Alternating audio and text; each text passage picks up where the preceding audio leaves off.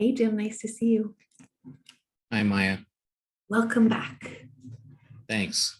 Glad to be here. Do you have any questions? No? I'm glad you're here too. Thanks. So, what's the problem?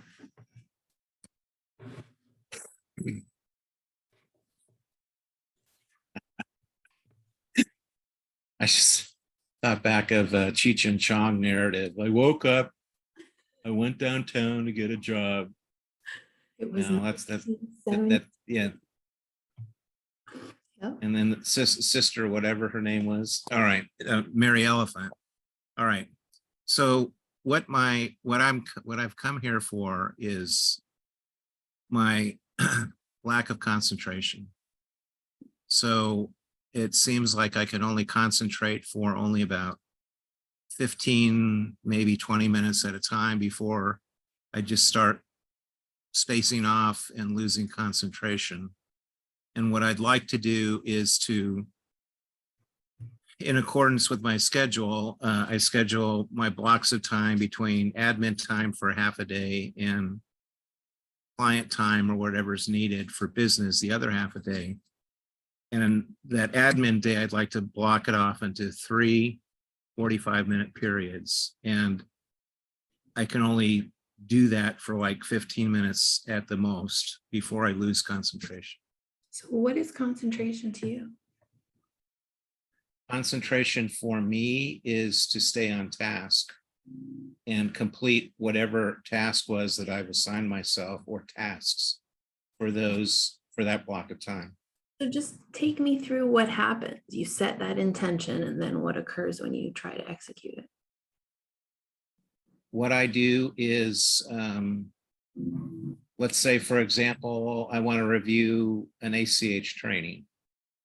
I'll get through, normally an ACH training for one day has either 2 or 3 video segments for that day. I'll get through one video segment, and then I can't sit down and watch the video, any more videos. My mind spins off doing other things, and I end up not finishing what I want to do, which is watching that one day of ACH or MACH training. So, when you say it's spinning off doing other things, what does that mean? It means I'm starting to think of every other thing other than what I'm doing at the time. Like what? Or I feel anxious. What do you mean? Like what you're gonna have for dinner, or like what needs to be done? Or what are the other things? It could be anything. It could be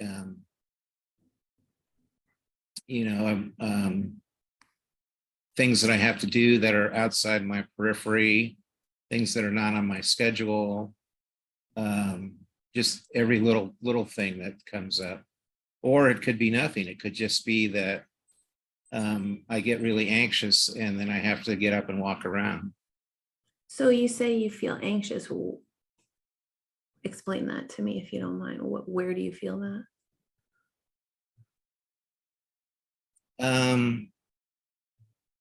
It's basically a need to get up and move around. Okay. So like antsy? Yeah. Do you feel it in your body? In my legs, yeah. Okay. So what do you feel in your legs? Just like they have to just move. Okay. So what do you do about that? I get up and walk around. When you come back from walking around, is it better? Not really. So the need to move your legs is kind of long term. Well, I can equate it to like, I get the need to get up and walk around, and then that opens up a door to all these other things that occupy my mind, and I never come back to the door or the room that I just left, if that's a metaphor that I can use. So are there things you do professionally or personally where you have to be seated for longer than 15 minutes where you don't need to get up and move around? Oh yeah, any client interaction. Okay, how long do those go for? Oh, could be several hours. And how does your body feel during that? It's because I'm not paying attention to my body. I'm paying attention to my client. Okay, that's interesting. Okay. So if you're paying attention to what you're doing, you don't have that problem. Yeah. Okay. So are you telling me you're not that interested in what you're doing when you're studying?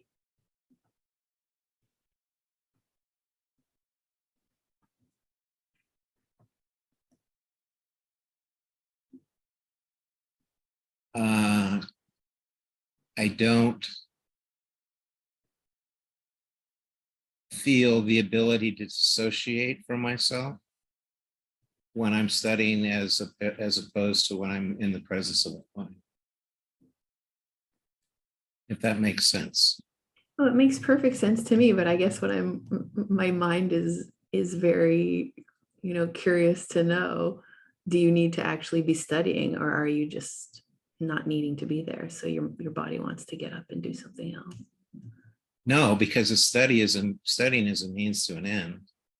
What? It's well, and that the means to that end is I want to diversify. Okay. So I don't, well, I don't like to say every because that's 100% assurance, but most hypnotherapists reach some sort of maximum efficiency where they've maxed out the number of patients that they can, or clients that they can see. And you either have to raise your fees or do something else to bring in, more income. And so what I'm studying now is opening up the door to passive income. And that's how I want to diversify. Are you at that point of not having enough time because you filled up all the client spots? No.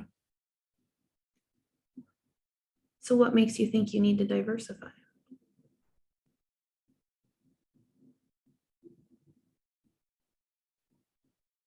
Because what I'm learning is something that I can also invite my wife into doing.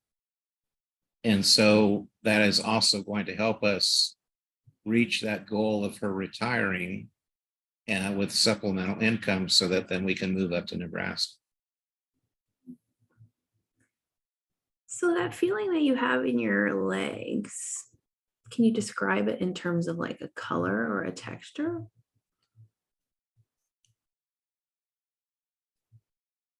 It's more like I was on a military training exercise one time, and it was in Fort Lewis, Washington. And I was in basic training, basically, and I was out on security. And the drill sergeant came by and he said, "Grim, look at your legs." And I had fire ants crawling all over my legs. No way. And it's just that like creepy feeling. Yeah. Creepy feeling. Are you able to like let that creepy feeling be in between you and me so we can talk to it?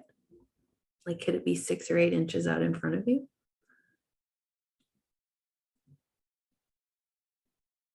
Yeah, I can start it feeling to leave now. It's just imaginary. We're just playing a game with it. But I'm just curious to know, like, does it have more information for us?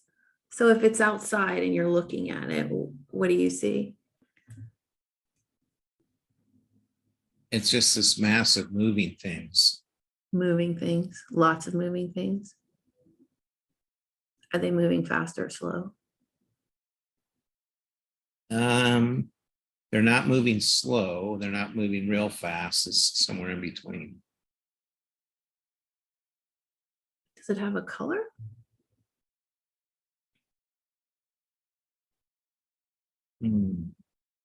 I would say orange, red. Orange, red. Kind of like fire ants. Are fire ants Like, red? I They are. Well, these fire ants had a red torso and head and a brown body, or brown abdomen. The real ones.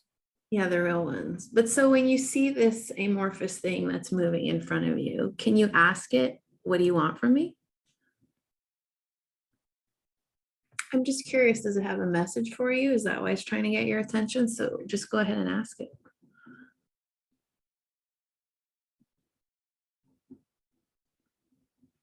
That's it. Good job.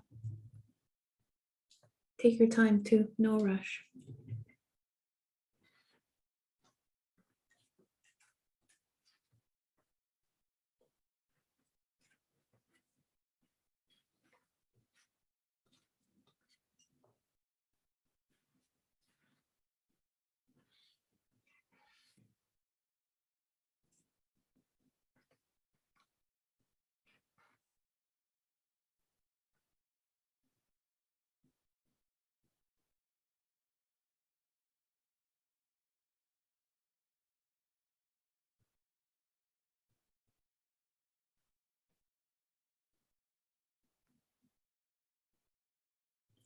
Go wherever it takes you.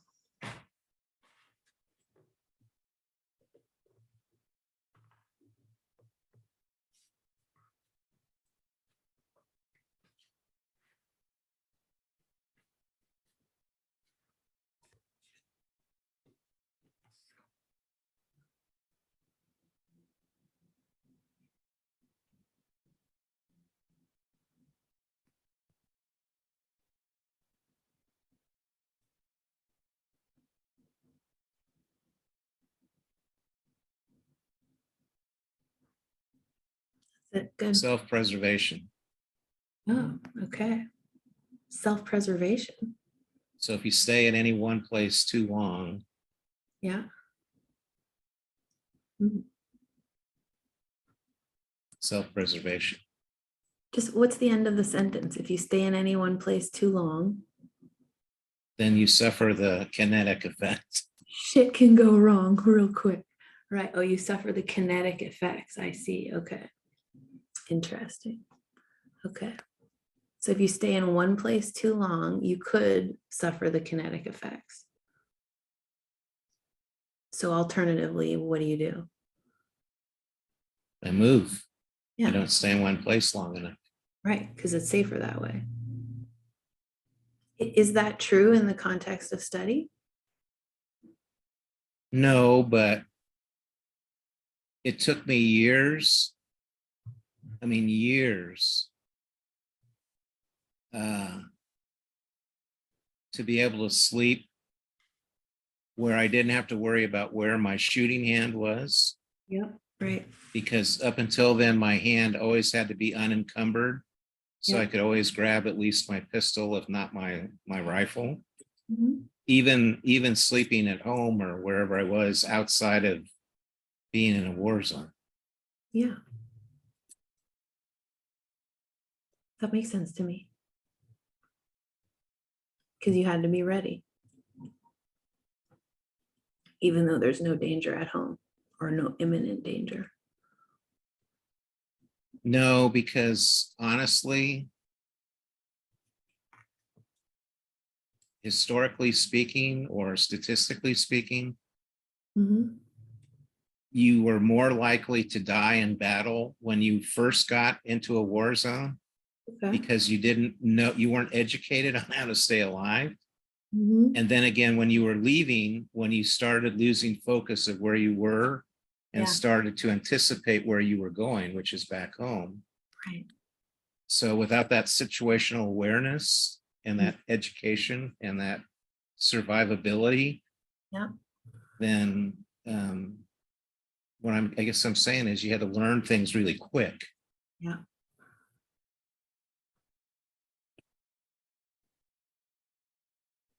So what do you understand to be the analog with the rifle in bed thing to the gotta move while I'm studying thing? Because it's basically a muscle movement for survival. Yeah, I think it is, right. a muscle movement for survival. It's ironic, right? Because what you're saying is, in order to survive in my new life, in order to have the things I want now, I have to not do that. So it's the opposite.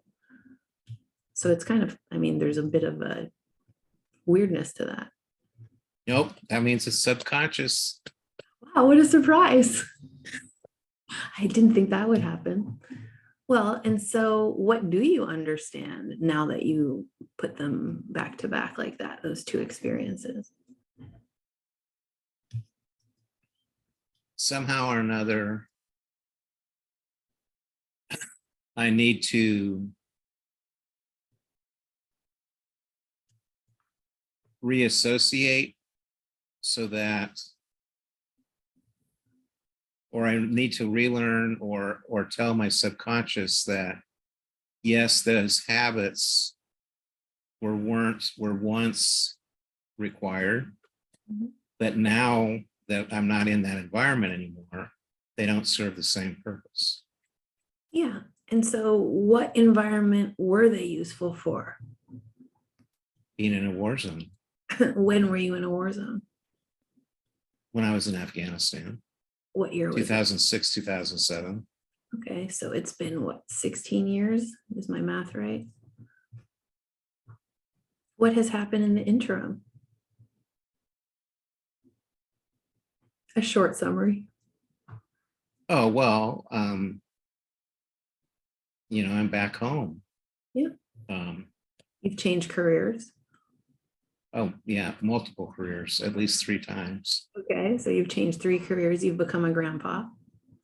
Yeah. What else has happened significant?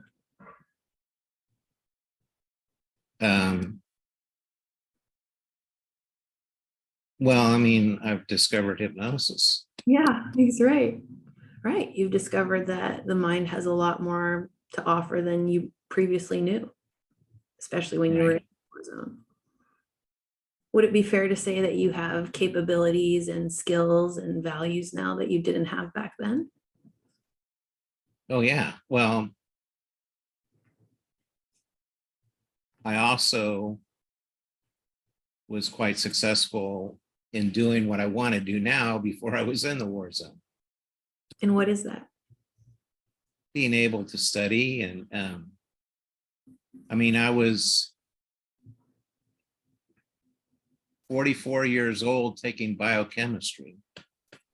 Right. So you And have a powerful mind.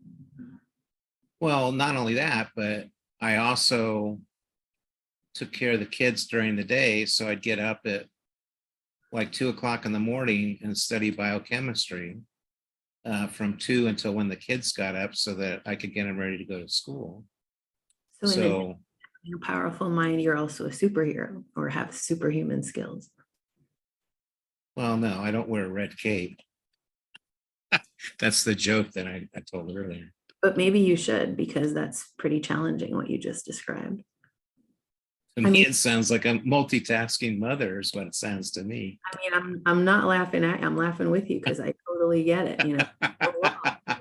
It takes a lot of bandwidth for sure. But I'm just wondering, how much credit do you get for having done all of that? Well, and at the same time, about that time, I was a professional student. I was more than half-time of an FTE in the National Guard. I was actually helping my wife with her master's program. She was working full-time as a nurse practitioner, and she was in the National Guard too. So what I need to do is go back and find my superpowers that I had back then and use those to wipe out the urgency of being in a war zone, which is no longer applicable. Well, and do you really need to bring back the old ones, or do you have a better, new, improved version that has more going for it than your old way of doing it? If I went back to my old way of studying, I would be screwed. Like, my new way is a lot more effective. So is there some way that what you've learned in the meantime gives you new access?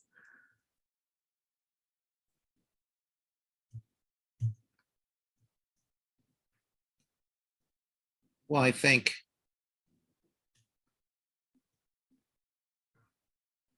of the red choo-choo that goes up the hill, Okay. and it's like, I know I can, I think I can, I really think I can, I know I can. And then as it's getting up over at the crest of the hill, then it's like, I really can, I can, I can. It goes over the head. And then that's a book I read to my kids many times. My dad used to read that to me. Yeah, I know that book. So,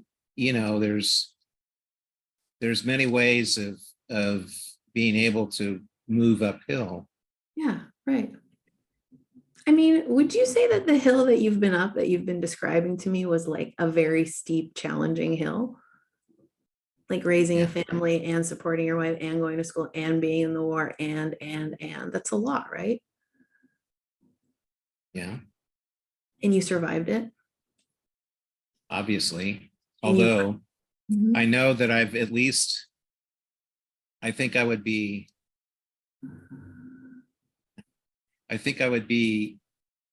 if I were a cat and had 9 lives, I would be like at life number 8 or 9 already.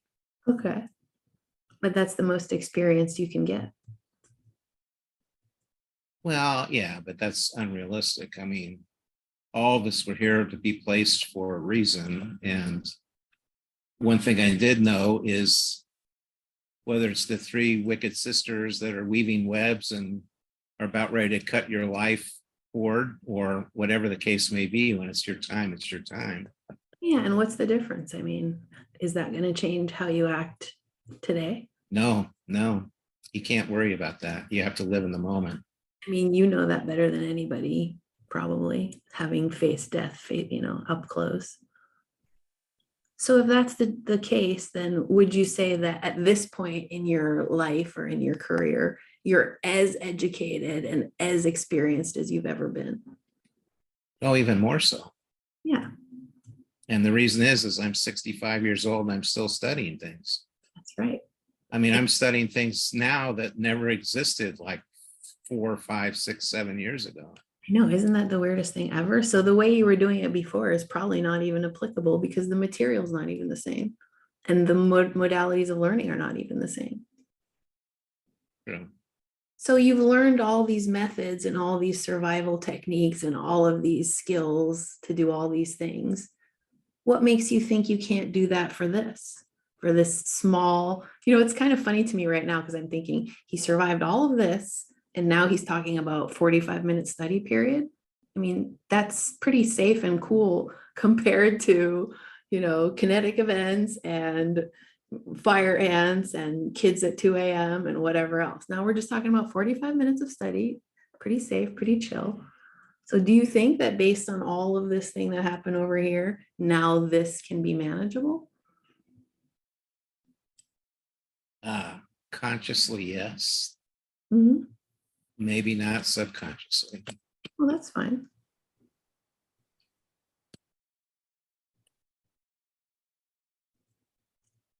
What are you thinking right now?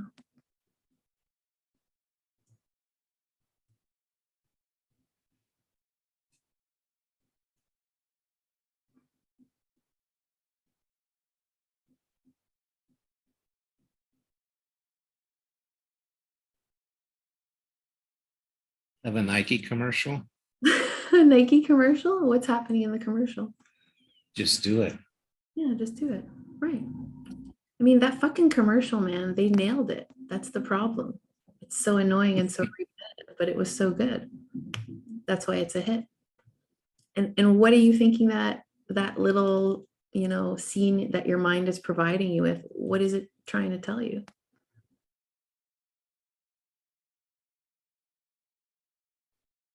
The commercial. Well, don't laugh. Because now my inner voice is saying, just suck it up, buttercup. Yeah, suck it up, buttercup. The war is over now. Now you can do things nice and chill and easy. So suck it up, buttercup. We're just going to do a little bit of a different thing. It's not going to be that hard. Because the war is over. Not even the figurative war, like the real war, it's over. The figurative war as well.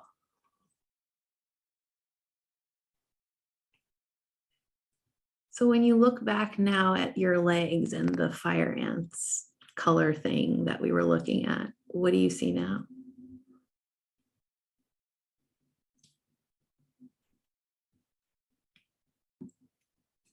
I don't have that feeling now, at least.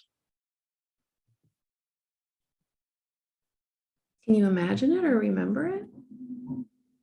Oh yeah, I can remember it, but it's not present now. It was earlier when you asked me to describe it. Do you need it anymore? No. So let's say you go to sit at your desk and 20 minutes in, suddenly you start to think, you know what? I should go and fry some eggs and paint the roof and pay some bills and open the mail. What do you think you're going to do?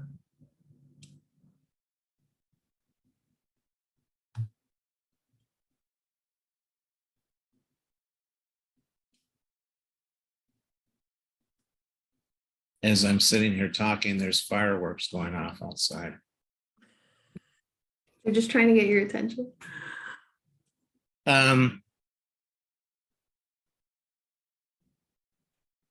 What? We're celebrating you, Jim. Yeah. What I'm, well, hopefully they're celebrating a movement here, not a bowel movement, but a movement. What I'm thinking is maybe I need, I'm sitting here looking at my screen. Yeah. And I've got a blank wall behind my screen. Okay. Maybe I need to put a picture up there of my future.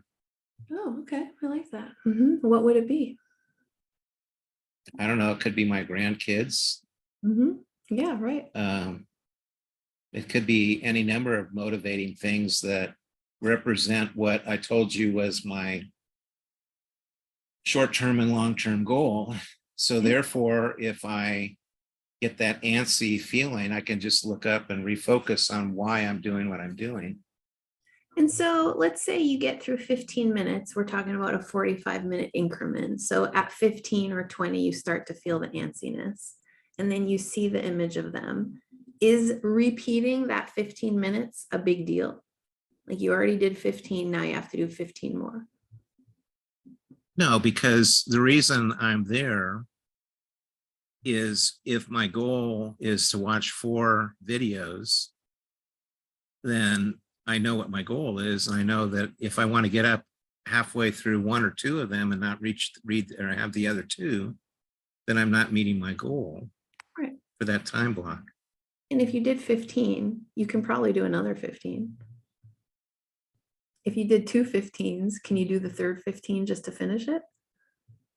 Sure. And that's why I'm doing 45 instead of 60, is because I'm also allowing myself that 15 minutes for a refresher to get out and walk around if I have to, or, you know, do other things, get a glass of water or something. And where did you come up? Where did you come up with 45 instead of like 30, 20, 30 or something like that? Why? Where'd you? I have no idea. Where'd you get stuck on the 45? Is that the right number?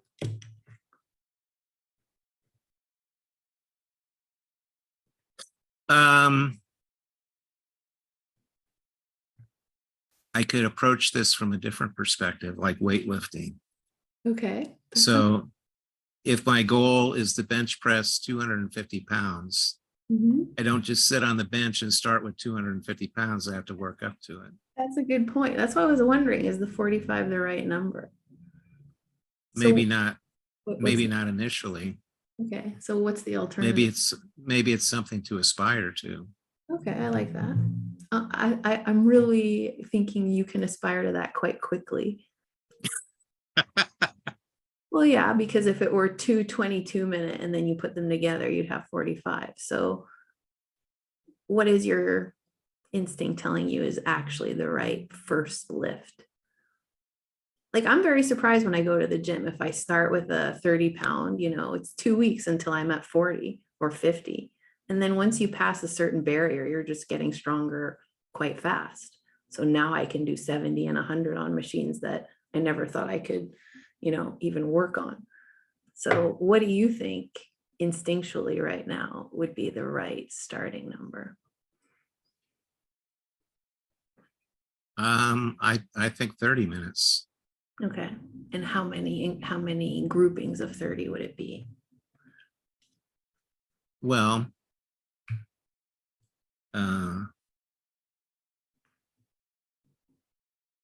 Take your time. so it'd be 6. Okay. So 6 30-minute, and then how many rest minutes would go in between?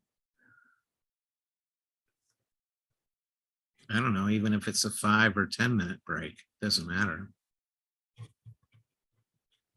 Okay.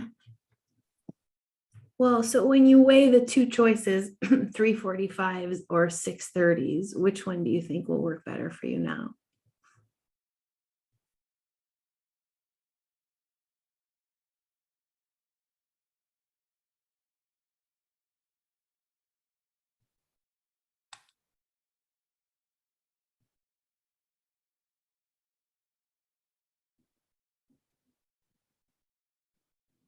I'm sorry, can you say that again? Yeah, so if you had the option of 3:45s or 6:30-minute segments, are those the same though? 6 times 30 is 180 minutes, and Right, 3, that's what I was working out. so it would be more like 4 30-minute ones. Right. Well, now we're getting somewhere. That sounds excellent to me. So 4 30 minutes with 10 or 15 minutes in between. Yeah. How does that feel to you? Well, it's a process. Mhm. Okay. Yep. And my goal is to be able to finish that objective for that time frame. So Mhm. how I get there, as long as I get there in that allocated time, then that's the end. Whether I have to take fewer or more breaks or study less in a consecutive amount of time, it's the overall objective of, by the end of this 4-hour block, I need to be here. So do So you maybe it's just looking at breaking it apart into pieces instead of looking at it as, I mean, it, if you look at the weightlifting analogy, it's like really stupid to say, all right, I'm going to start bench pressing 250 pounds. So put the weight on. It's like, oh crap, I can't get it off my chest. That's right, exactly right. And speaking of that, what do you do to move your legs around beyond respond to a fire ant feeling? Oh, I'm glad you asked that, because I just got a under the desk elliptical device. Yeah, I have that too. It's good, right? Does it help? I haven't tried it. Okay. So, oh yeah, that's pretty cool. I guess my superconscious was telling me that all along, to get something to put underneath my desk so that if I haven't met my goal, I just fire up the little electric elliptical and I can pedal Well, I was as just I'm studying. intro to this call, I was telling you that on the floor, I have a bunch of little things that I move around because, you know, we are human and we are meant to be in motion. So if we're sitting here for long periods, it's not that surprising that you want to move around. So you have a solution to that you haven't tried yet. How do you move your legs around beyond while you're working? I'm sorry, what was that again? How do you move your legs around beyond when you're working?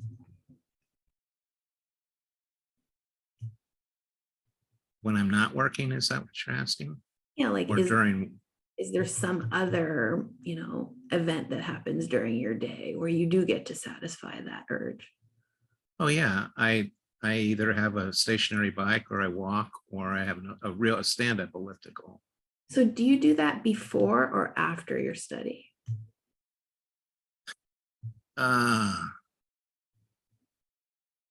Usually later in the day. So Is it's that after. is that the best time of day? I don't know. That's a good question. Well, I mean, I'm just thinking I raise little kids, right? So if I let them run around before I want them to do something quiet, it tends to work better than after because then they've run out their little steam a little bit. And I mean, even for me, I like to exercise first thing before I need to sit down so that my body is in alignment with my goal. No, I understand that perfectly. So what do you think? Well, I think that realistically, I've come up with a lot of options here that, being a scientific person, Yeah. I could set up a series of hypotheses Okay. and see which combinations of ones will keep me on task on what I need to do. Okay. So is that how you approach everything? Oh yeah. Hypothetical and then test and then what? Then if it's successful, keep it up or tweak it, or if it's not successful, review it and figure out what I can learn from it and make changes. So what makes you know that you have gotten the right thing? How do you, Depends on what my goal is for that. well, so in this one, what would help you know, oh yeah, I hit it. Is to be able to achieve whatever I want to do with that block of time. And what does that feel like? Like what is the feeling that you're gonna know, okay, that's the thing?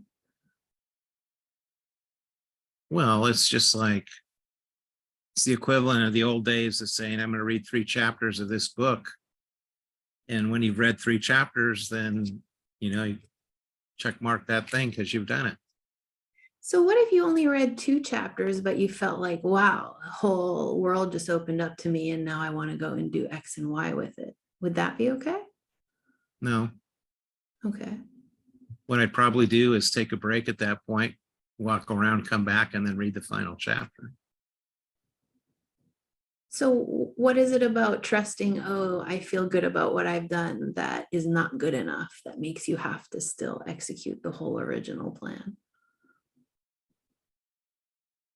Because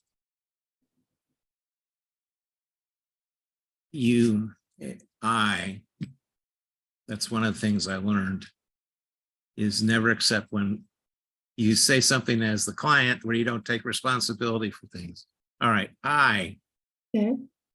am planning on breaking tasks up into smaller components. Okay.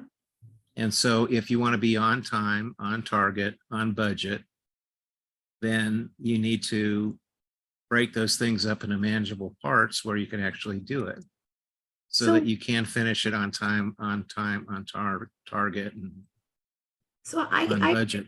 I appreciate that you come from like a very, you know, a place of regimentation, and that's part of your education. But I'm wondering, is there another way other than I'm on budget and on target? Is there a more, I don't know, amorphous way to know, oh, I did something really satisfying today? Does it have to be linear like that, where it's like checkbox, checkbox, checkbox, or is there some other thing that you could trust? No, well, I've discussed several options with you in the last few minutes. When you do a project management timeline, the most inefficient way is to do one task at a time where your project is one straight line. What you want to try and do is break it up where you can do more tasks simultaneously. Mhm. And then you look at dependencies that, okay, if I do 3 things at one time, then from those 3 things, there's an infinite number of possibilities that you can do, because sometimes after you complete one task, it can split up into 2 different ones, or one, or you have to accomplish something else before you can get to that one. Do you trust that you know when that is? Yes. So, revisiting the original problem, what do you think of it right now?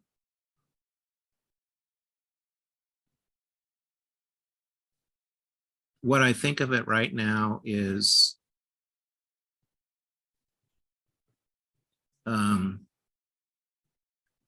number one, have that picture up on the wall for motivation. Okay. Number two, have that little under the desk elliptical. Number three, have my plan in mind. Number four, take a shorter break and come back and finish whatever my task was. And any combination of those four things should keep me on my goal to accomplish whatever I want to do in that 4-hour block or 1 hour block. So, like, what are the people around you, namely your wife, because I know she lives at your house, what is she going to notice is different once you do what you just said? Oh, an MACH question. Well, she's going to say, Jim, when can I retire? I'm going to say next month, dear. Right. And is she going to notice anything about your attitude or your mood or your disposition? Oh, yeah. What? I'm sure it'll be more bright and cheerful and buoyant and less moody. Why will you be less moody? Well, because then I won't be pondering on why I'm not able to concentrate. So that's a lot of negative energy that I'm messing with that will not be there. Yeah. And how much energy is that per day, percentage wise? A lot. A lot. Okay. Is it more than 10%? More. 20? I'd say 25 or 30%. Well, that's a lot. So almost a third of your energy into why I can't do this. No, it's guilt. Okay, right. Guilt, even worse. What's the benefit of that? What's the benefit of that is turning into a positive energy. What's the benefit of the guilt itself? Oh, well, in my mind, that's a conflict between the conscious and subconscious mind. What's the benefit of having a conflict going on? Well, because it's acknowledging that there's a problem that should be resolved. Okay. So the guilt is bringing your attention to something you need to do. Right. Yeah, that makes sense. Is there any benefit to it inherently?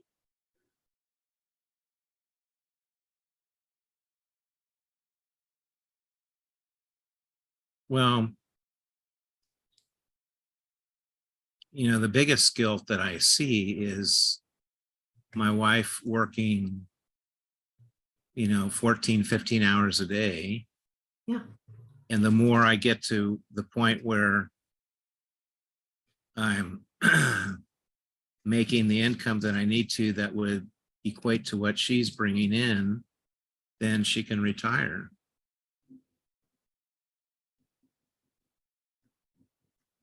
And that's really distressing to me, is that I can't give her that right now.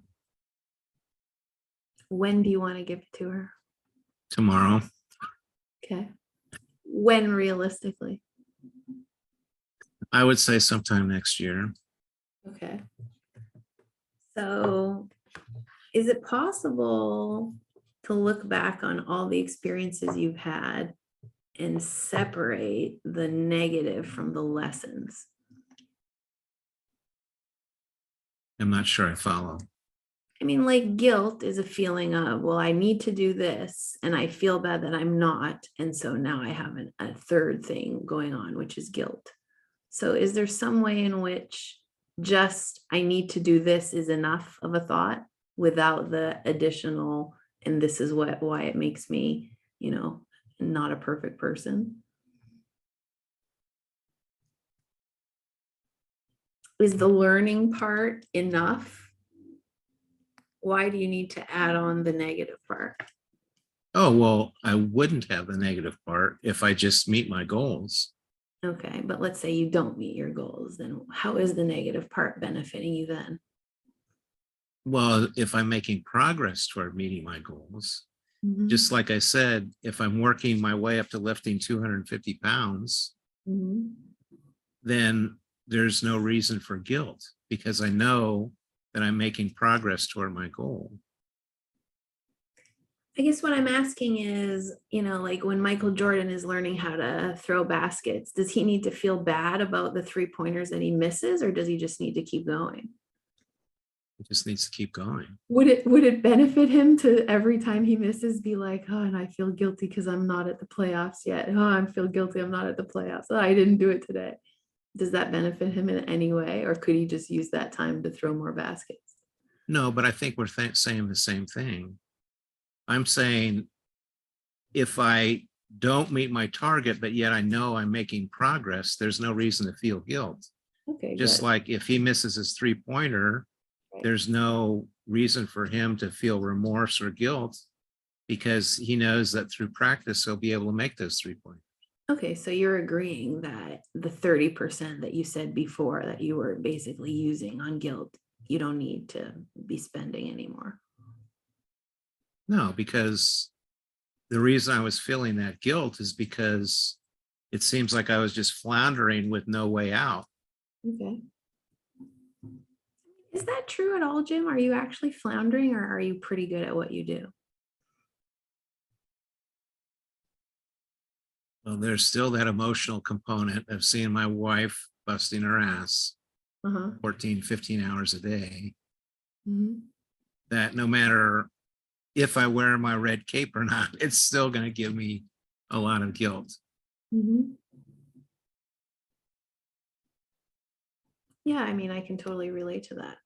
At the same time, I'm wondering, is there some way in which you can give yourself credit for being at the beginning of your career where she's, far into hers?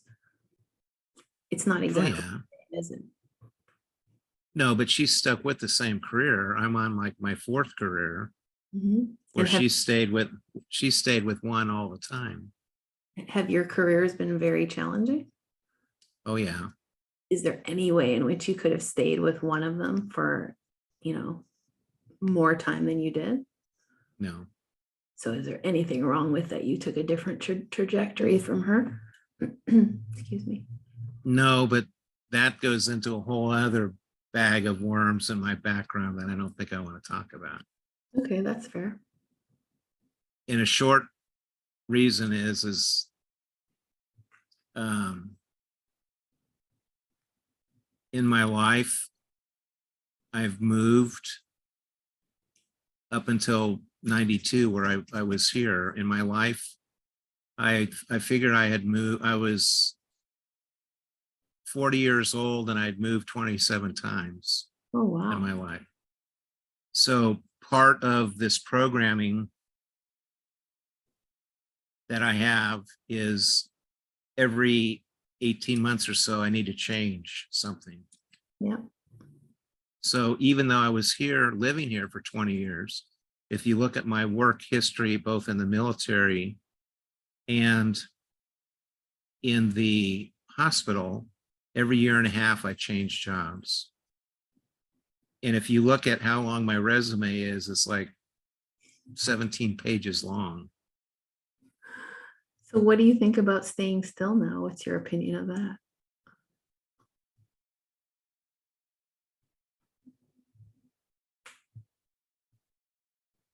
Close my mouth. Don't want flies to go in. Um, Take your time. Like, how do you feel about staying still? well, it's the same. It goes back to the same thing of it's something that suited me at the time, but it's not beneficial now. Yeah, right.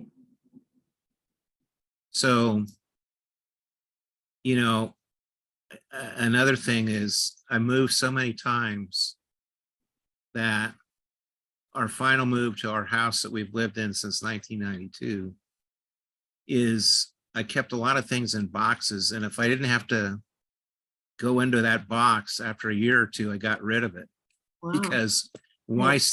why keep it around in a box if you're never going to need it or use it? Yep. Right.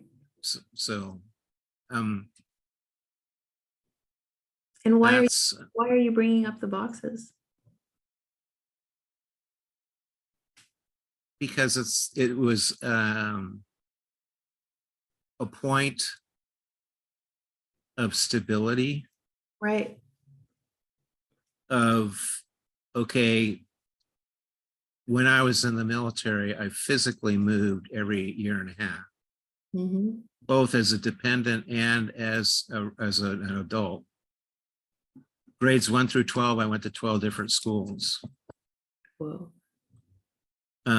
So, I guess that's another tangent about this requirement of moving Yes, I all the think time. that's what I was thinking. It sounds like moving is safer than not moving, except for not anymore. But another bad thing that I overcame was when I moved around so much, I never became attached to people. Yeah. So why open yourself up to being close to somebody if you know that in a year or so you're going to leave? Mm-hmm. And so until I was 27 years old, I was very closed off. Yeah. What did that cost you? Friendship. Mm-hmm. Intimacy, warmth. And then I met my wife as a blind date in July, and we were married in November.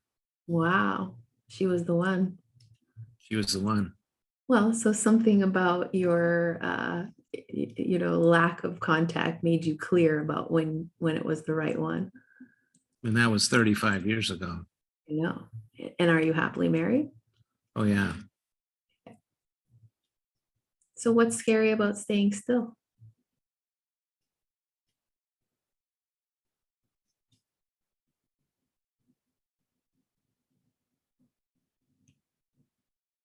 I guess I can just accept myself as being a retired person. Oh, okay. Are you sure? Well, no, I still have to. I say that facetiously, but I I still know. have to. Right. But there No, was but I mean, some truth. there is, What is it? yeah. Yeah. Well, the truth is that you still have to remain active Right. because your body as an organic thing still needs to have some sort of movement.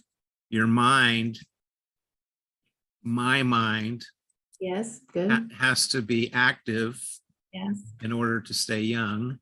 Right. And so for sustainment things, that is true. But as a function of how well I do in society, it's not.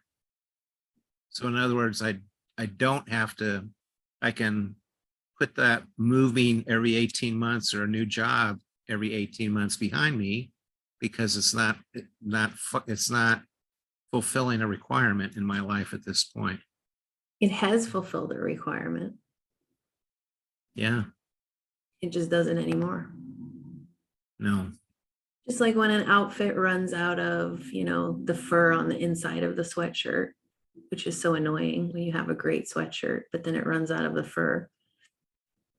You can keep it and keep wearing it as that thin, crappy cut cotton, but it's nicer to just go buy another one that has the furry stuff. Or you can make a quilt out of it and still keep it, but repurpose it. You can repurpose the original, but you still need another one to wear. True. Well, that's what I'm just wondering is like, what does your new furry sweatshirt do that the old one didn't?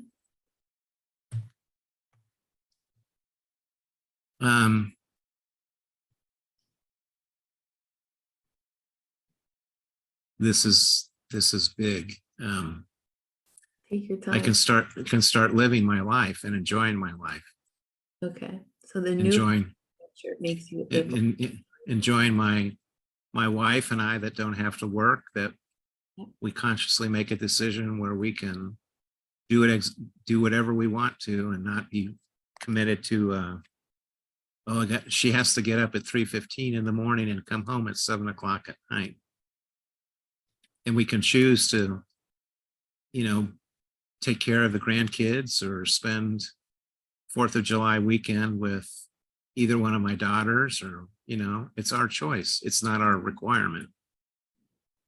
So retirement means I can make choices that are more in alignment with my desires. And to have fun, enjoy life. Yeah, I can have more. You can have more fun. What does stillness have to do with fun? It doesn't. Doesn't it? Well, I mean, in a way it does, but not in the stillness that was my problem. Okay. How is? Notice I said was my problem. Yep, I do. Is the problem gone? Honestly, I think it is, but I have all these options now. Perfect.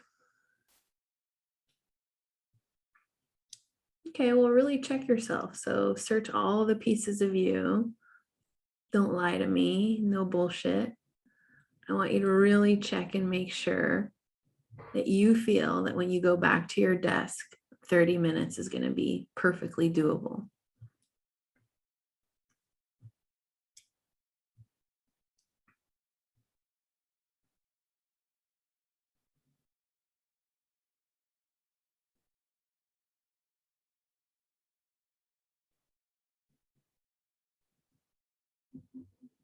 So instead of a picture on the wall, I've got a screensaver on my computer.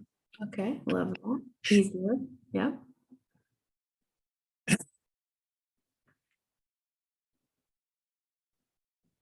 And, maybe 30 minutes isn't the answer. Maybe it's 20, or maybe it's 25. Right. That I can commit to. Okay, perfect. So 25. Or 30, or 30. 45. How are you going to know? When I'm able to achieve my tasks in the amount allocated time that I've given myself.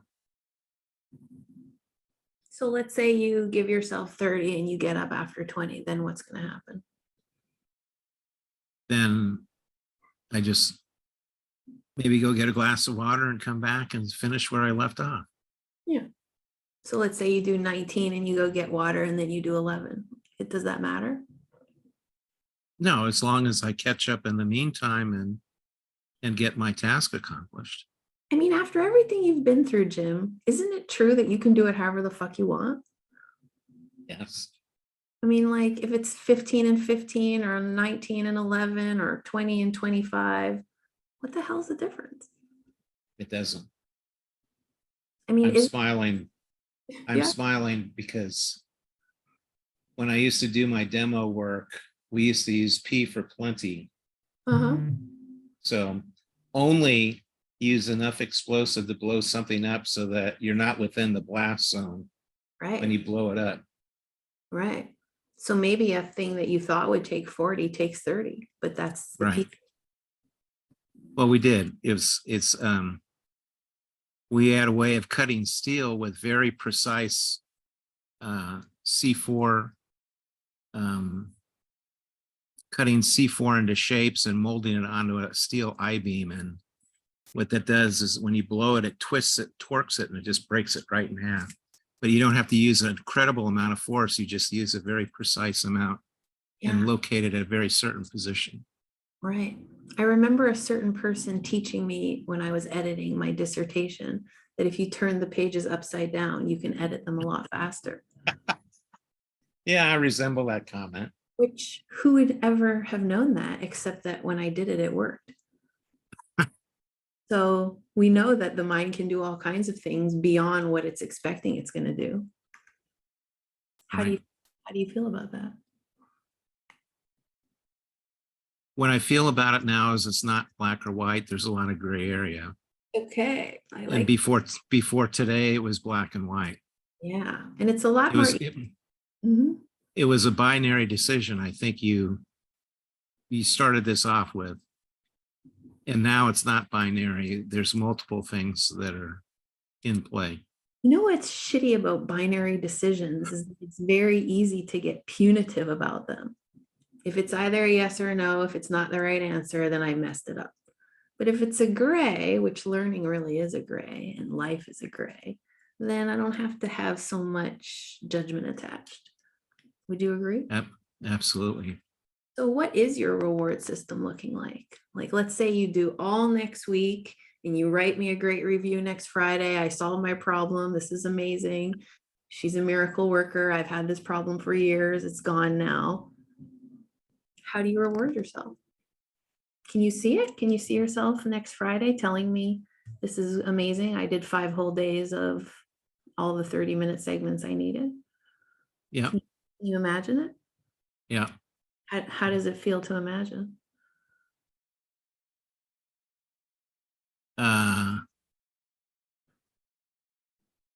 So this is Friday.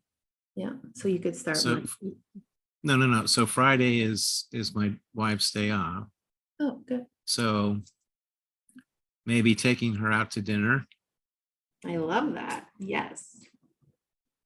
and showing appreciation for how hard she's working. Yeah. And are you going to tell her as well? Oh yeah, I do that all the time. Okay. So she gets a dinner out with compliments and appreciation. And also, you are recognizing yourself as having contributed to the end of that era. Right, which is the biggest thing is almost like the point of where you present somebody a ring when you ask to marry them. Yeah. It's giving her a card with a projected date on when she can retire. Ooh, that would be super nice. Are you going to give her a card? When the time comes, yes. Okay. What dinner are you going to take her out to on Friday? I don't know. That's a good question. We like Indian food. Okay. So maybe Indian. What else could it be? Barbecue. Or maybe that's the wrong answer for the vegans in the room. It's not my life. It's your celebration. You should have what you want. Actually, it's anything for her because She enjoys, enjoys the attention for what it is. And I mean, do you too deserve the attention Oh yeah. for having done all these things and a week of study? Well, it's not just now. I think if we look over our 35 years together, we've done a hell of a lot. A hell of a lot. Dinner doesn't quite cut it, but it would be nice as a celebration. Well, yeah, because every other day of the week she has to put up with my cooking. That's right. So next Friday, we go out to dinner. Would it be casual style? Yeah, because summer, it's hot. Yeah, it is hot. Yeah. It's like 105 heat index today. Right. So you can see yourself casually dressed, picking her up after work, taking her out for this dinner, telling her how much you love her, how much you appreciate her, all the achievements that you've done all week. Can you imagine all that? Oh, absolutely. So ask that guy, the next Friday guy version of you, how did you do it?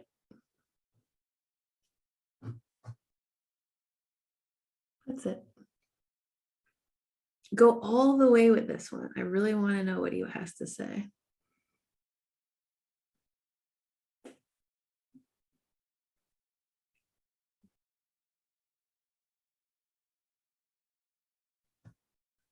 The word playful came up. Playful, okay.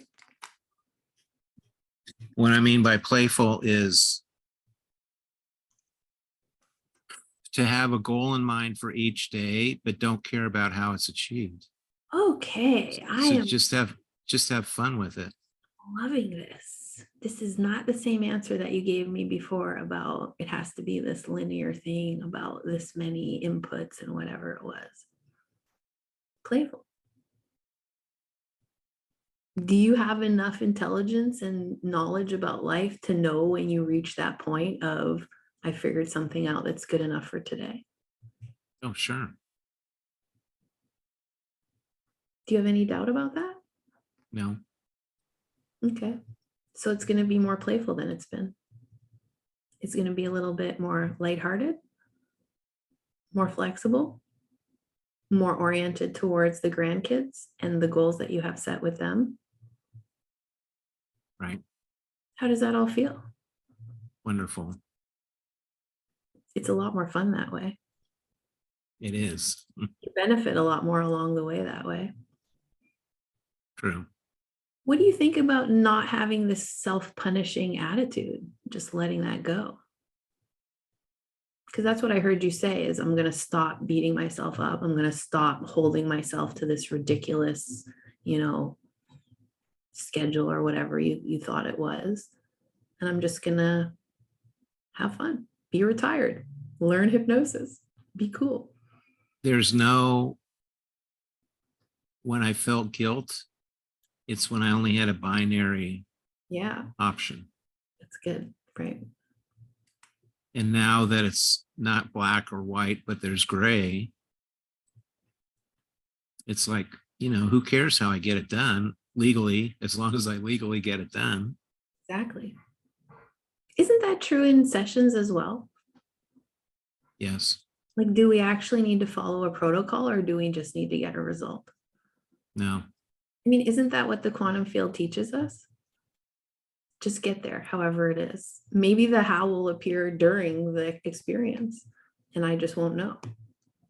Only if you open yourself up to it Yes. and accept what it's telling you. Isn't that a big relief? Because where I was before with the binary option, the door was closed. And no, this is not gross growing out of my ear. It's my headphones. So I thought you were becoming like the alien 4.0 version of yourself right before my eyes. no. Do you think that that playfulness that you've become open to in the last however long it's been, is that going to carry into any other parts of your life?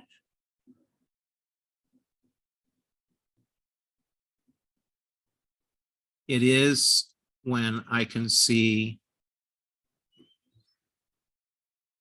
that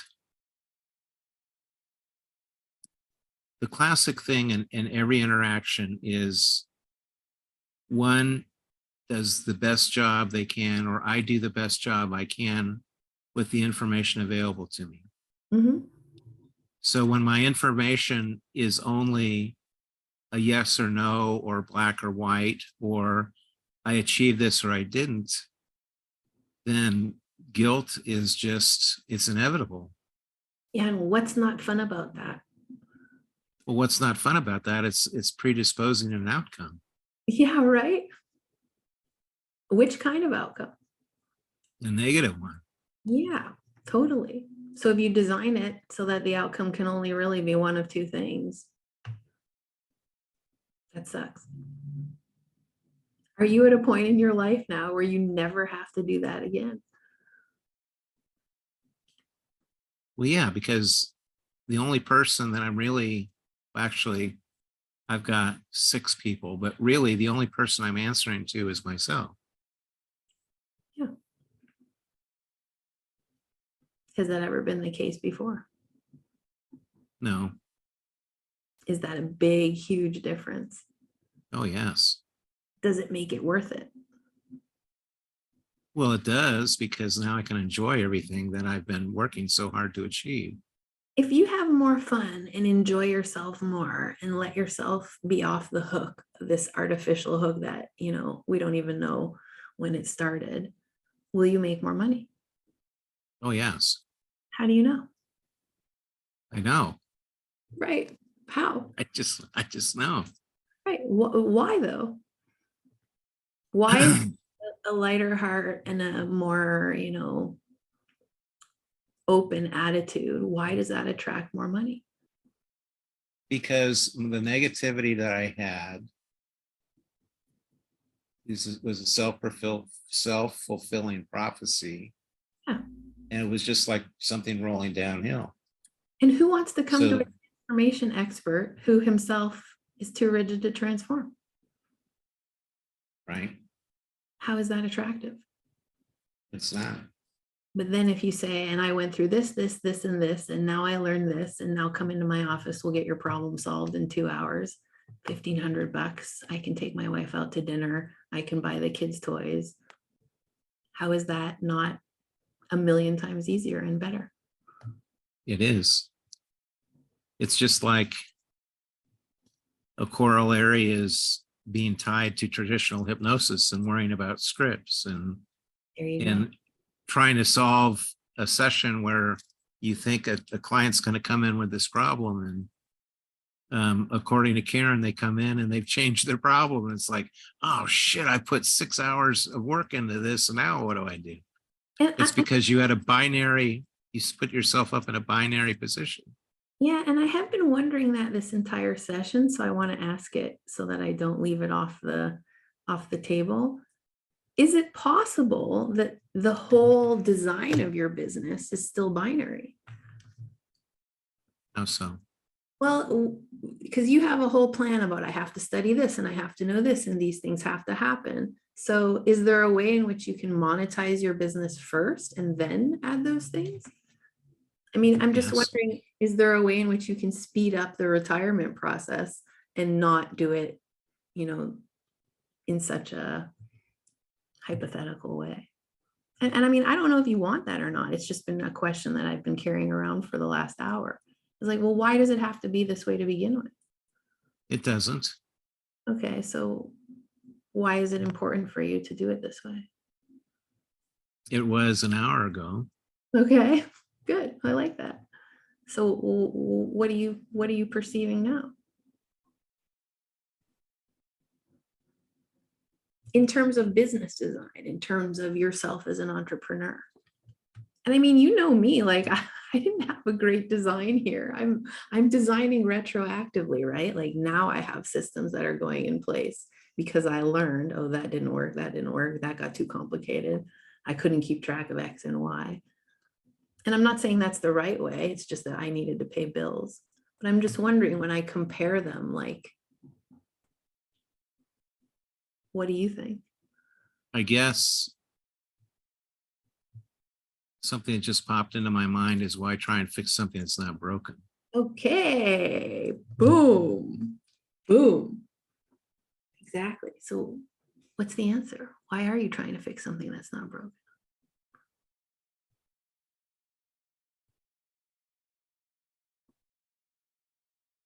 It was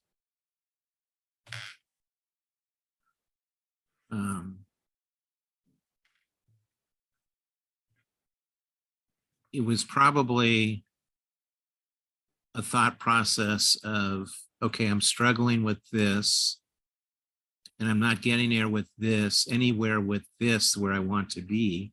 So maybe if I branch out and try something new, it'll be different. But the definition of insanity is doing the same thing twice without making any changes and getting the same result. Okay, so what do you want to do differently now that you see that?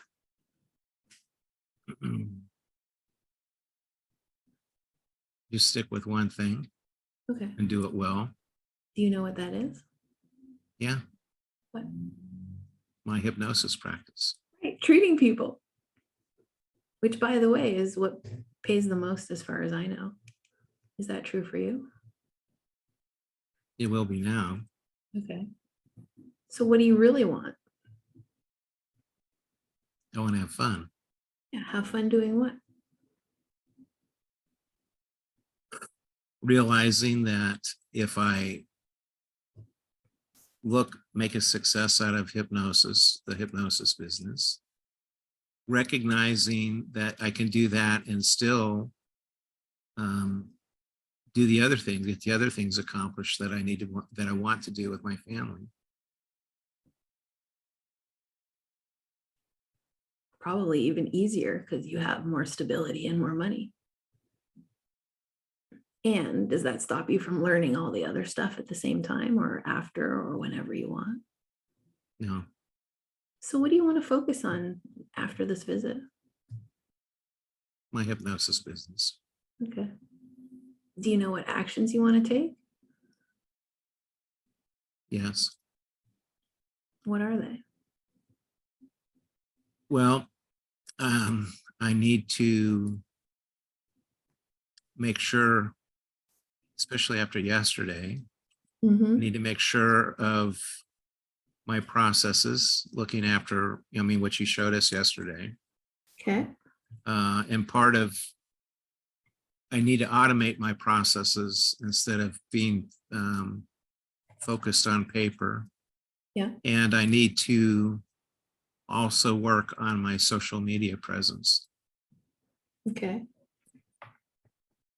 Those three things, processes, automation, and media. How much time do you want to commit? Well, initially, at least half a day, Okay. and then still maintain seeing clients the other half a day. And eventually I'll strike a balance of, instead of, once I get those three things up and running, I won't have to spend that much time on that.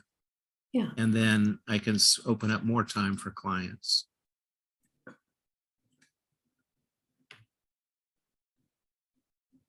What's going on with the fire ant feeling? It's gone. What's going on with the I need to get up feeling?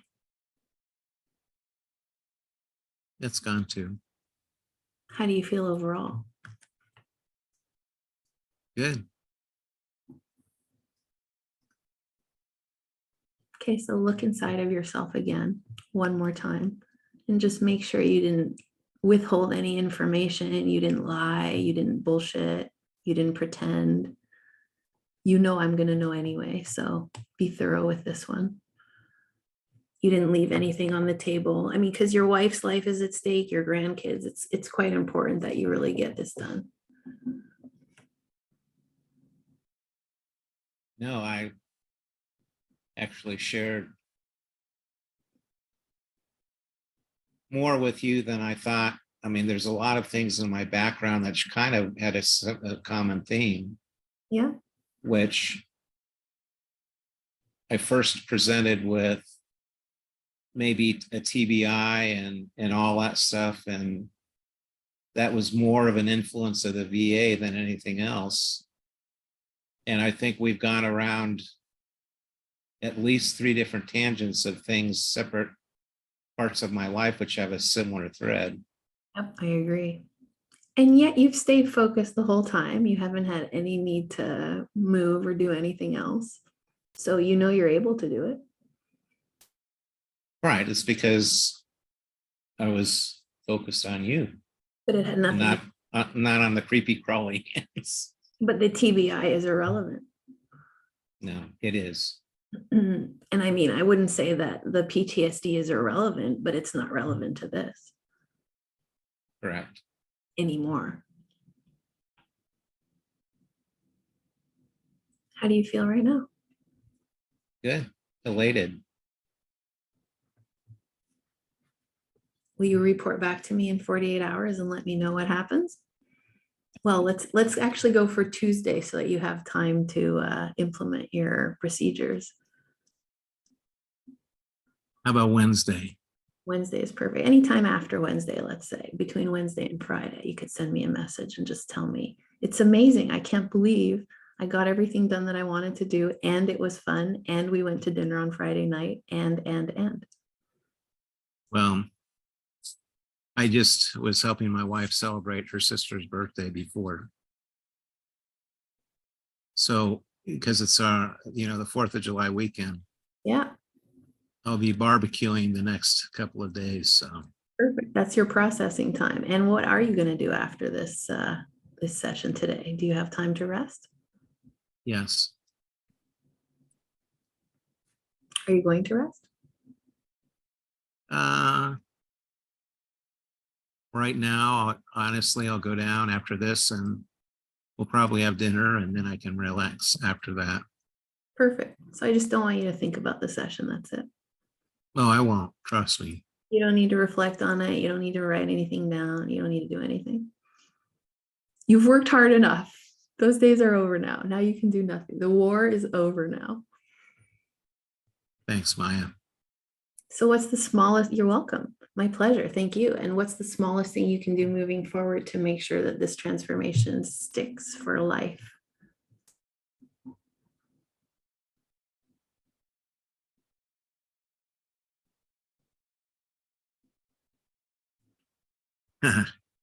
Actually wake up tomorrow and recognize it's the first day of my new life. Oh, I like that. Okay. When I wake up, I'm going to celebrate that as well. The first day of the playful gym. Cheers. Love it. You ready to bring back our group and talk this one out? Yeah, sure. Well done, Jim. Okay, everybody, you can turn on your screen.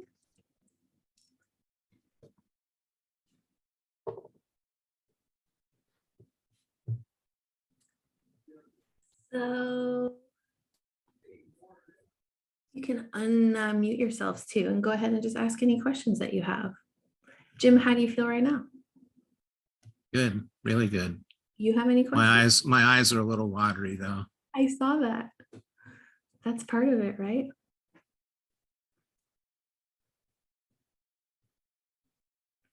I just want to say thank you so much for being so open and vulnerable. That was really powerful. It was beautiful to witness. Thank you, Maya, for this space. So yeah, just thank you.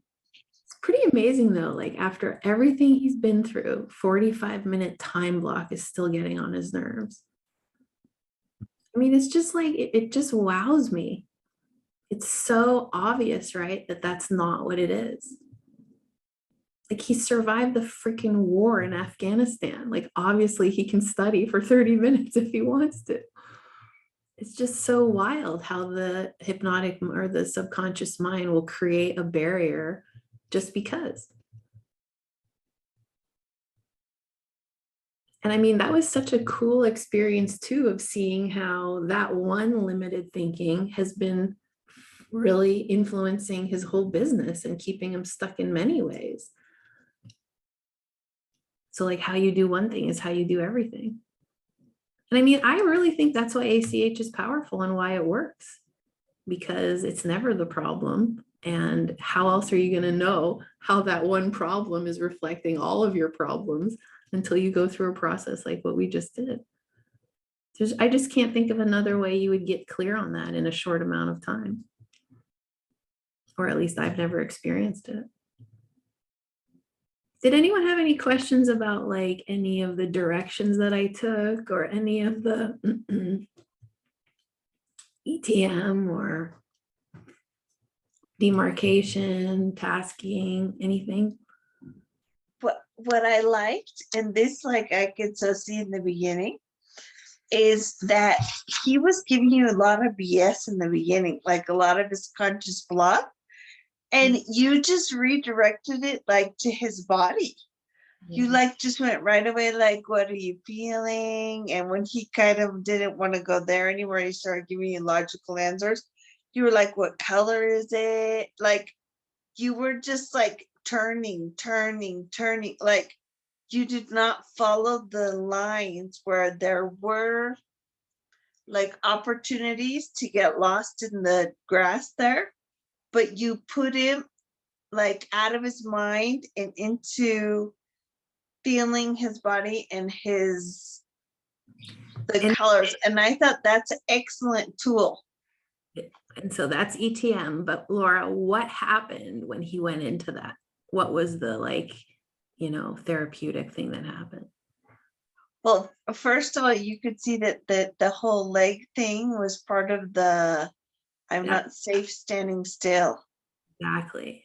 That was the answer. Is it took him into like a very vivid regression, which was standing in the field covered in fire ants. I mean, imagine like how could you ever do that in traditional therapy? Get someone to regress in the first 10 minutes of meeting with them.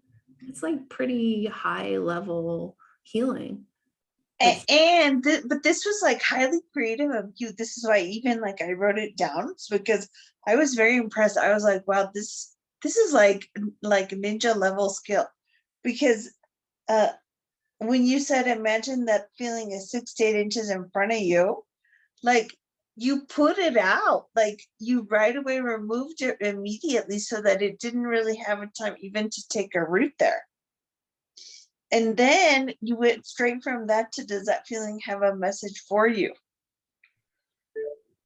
Right? And that is like using like all of your tools, like one after the next. Yeah. That exactly that. I was like, ooh, so high fives for you for that, because that was very good technique. By the way, Laura, like I used to be more evasive about it because I didn't want people to know like what's behind the scenes. But now I just say it. I just say it flat out. What I want you to do is find out, does this feeling want you to know something? Because then they know why I'm asking them to do that. Otherwise, it comes off a little bit, cheesy or something. Like now we're back into regular hypnosis of like, well, why am I looking at a bunch of fire ants on my hand? Like that doesn't really feel that good. But if I just say flat out, what I'm wondering is there a reason why you have that? Why don't you just ask? Well, then they are like, okay, she's leveling with me. She just wants me to, do a little. And I say to him, it's imaginary. I said it frankly, just use your imagination. And then he followed along and did it. And by the way, the regression led to another regression. Remember, it was a double. Yeah, I even wrote it because it was so many that I was like getting lost in the. Well, so I just had to like. But it's a very interesting feature of PTSD. Like they're all clumped in together. So I could stay here forever and ask him, we'll sort out this one and sort out this one. But if I do it in a linear way forward, I don't know that it has any real effect. But he then takes me, oh, and there was this time with the fire ants. And that reminds me of the time I was next to the, what is that called? The kinetic event. And then he got into his own worst memory without me doing anything. All I said was, what is the feeling in your legs? Because then you even gave processing instructions right there where you said, take your time to go wherever it takes you. And he goes to the self-preservation. Exactly. And then that's when you said the whole like kinetic event thing. It would, and it happened like boom, boom, boom, boom, like this. That I was like, oh my Lord, like I didn't even have time to be writing it down fast enough because you were like taking out one tool, second tool, third tool, fourth tool, that I was like, oh, this is why I'm listening to Maya. During that first session, that's true, Laura. I will throw the whole kitchen sink at them. I really will. Every single that I have, it'll come out because it really doesn't matter if they're all piled in, as long as if they can. Because it worked. It cut all the BS out. Look at him now. He's happy and calm. He's going to take his wife out to dinner for putting up with this crappy food for 35 years. Like now he's without going to the ugly place. Like without going to the ugly place. Well, and he did go to the ugly place, but he took himself there, so it was safe. Exactly. Yeah, without going to the ugly place in an ugly way. I guess that's a better way to say it. That's right. I agree. And when he kind of started to like go there, you were like, but in the quantum world, it doesn't work this way. And like you pulled him out this way, and he was like, oh yeah. Right. Every negative that we've experienced in our life got us somewhere. So you can always reframe that. There's always a way to say, but isn't the anxiety what got you to who you are? Isn't the anxiety what made you a more powerful person? And they're always going to say, well, that's true. So isn't there a part of it that helped you? Yeah. Okay. So is it really that bad? No. Okay. So you just wore it out. Because that's reality. That's sometimes we need that kick in the ass, and it's that icky feeling. Well, and we're not going to change until we're ready to change. So if we're going to carry the feeling, we're going to carry it as long as we need to carry it for. I did kind of think the session was over after like 35 minutes. I did have a moment of like, okay, well, he solved it. But then there was something that was telling me, nah, I don't know. It feels like it has more dimension than that. I could have stopped there and he would have been satisfied. But I think that the main issue was moved, but you helped him with the little details, like the practical issues of the day-to-day. How are you going to plan it? Is this really going to take that long? Next time it's not going to be so long. This, that, blah, like you don't need those times of exactly. You can always take a longer view. Like if you feel like, oh, we solved this, you can always take a longer view of like, well, how did this one problem influence other things? And how has that stopped you? So that's all I did there was like make a bigger lens for him. Like, oh yeah, the way I was treating the stupid 45 minutes thing is how I'm treating my whole business. Oh, okay. Well, Yeah. now that. Yeah, because this same rigidness that used to protect his life now is an obstacle. Exactly. The same following the rules that kept him safe is now not letting him grow. The same lack of playfulness and the same lack of belief that the end goal is more important than the how. Yeah, it was awesome, really. That's why I even was writing it down like word for word. I was like, It was awesome, Jim. It was a really interesting, cool session. And I mean, Jim is a super analytical, right? Not only super analytical, but also like raised in the military, you know, like quite a stern way of life. So the fact that ACH can just penetrate that, I think, is a testament to the modality. yeah.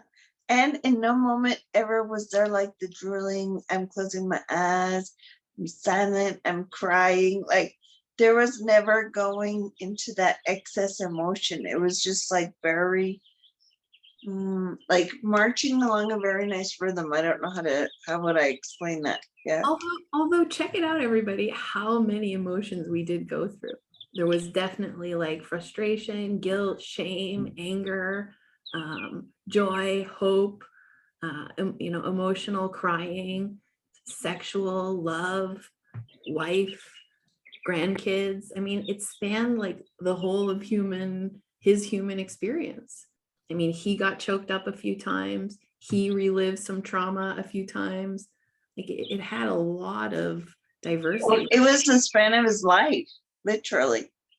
Yeah, From 6 years old forward or whatever it was, and every 18 months moving. I know. And we went through all those decades of moving.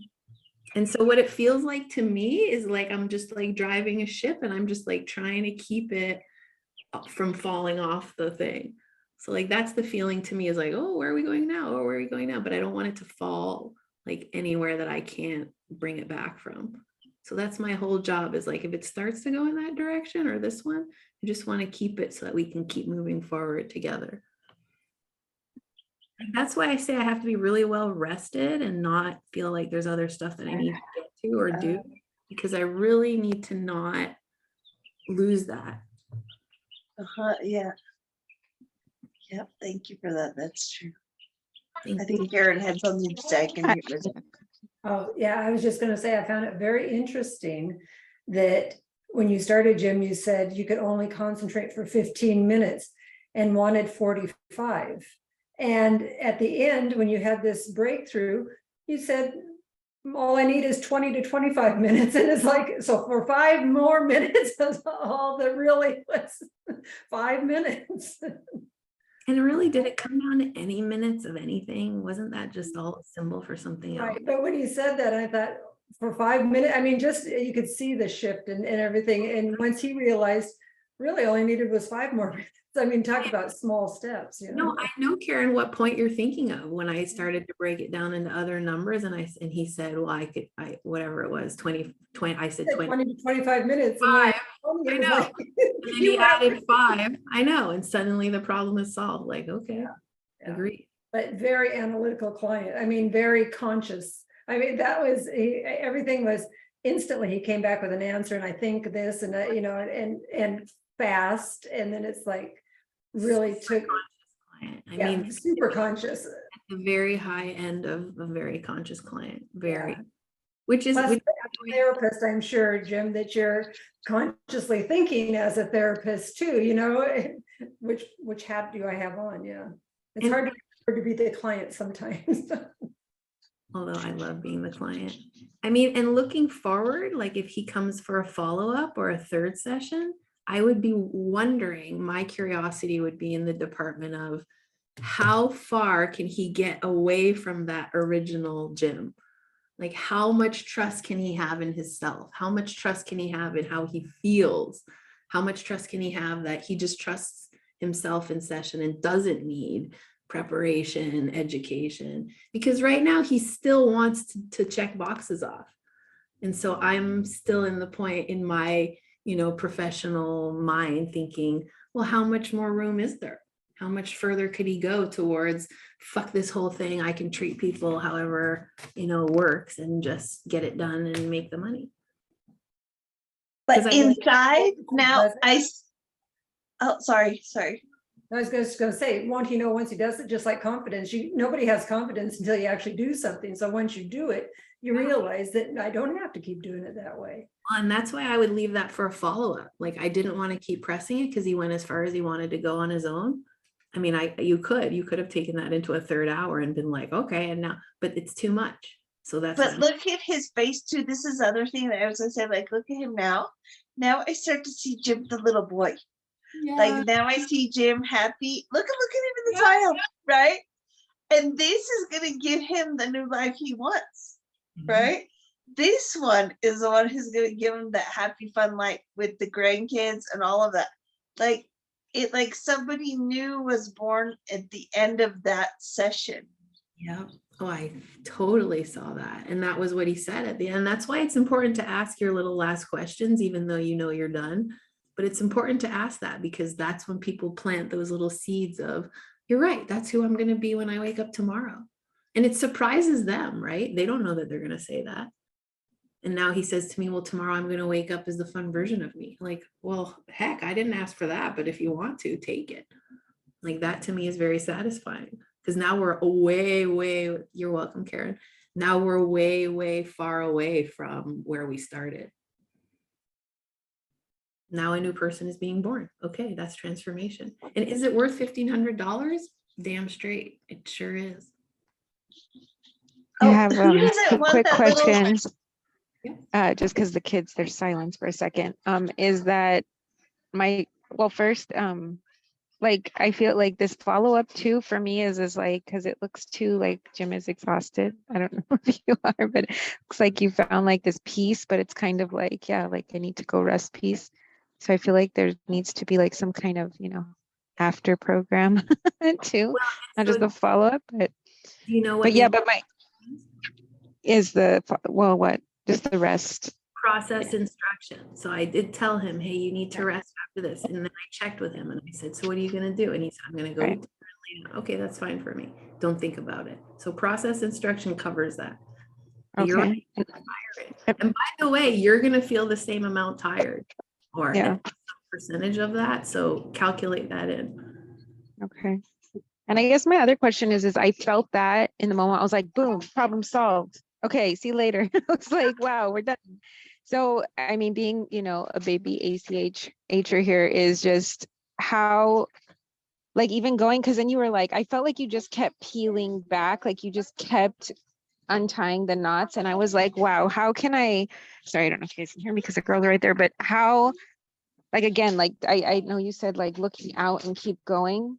And it was it like an intuitive feel of going like, I want to go deeper? Because like for me at that point, it was like, oh, okay, well, we're only 35 minutes into it. So maybe she just wants to see how much further she can go. I don't know. So I like to know kind of the thought process on that, because it's like, you came for this, we're done. I did check inside of myself after that 35-minute mark when he resolved it. I said to myself inside my head, can I just leave now? And I got a very strong no. So I just felt like, I don't know, he's saying that he's done, but there's more to the story. And I mean, I just know because of the complexity of it, that there's going to have to be more layers of it. But when we got, like, I don't, just so that you know, Domino, I don't know when the end is. I really don't know. Sometimes the end is at 75 minutes, but we still keep talking to 90. Or sometimes the end is 100 minutes, but we stay till 120. Like, I don't know where that end point is. I just trust that I'm going to know when I'm there. So like, for some reason, the end came when it came. When he said, I'm going to wake up tomorrow as a new person, it was like, all right, I don't know that I can get much more out of this.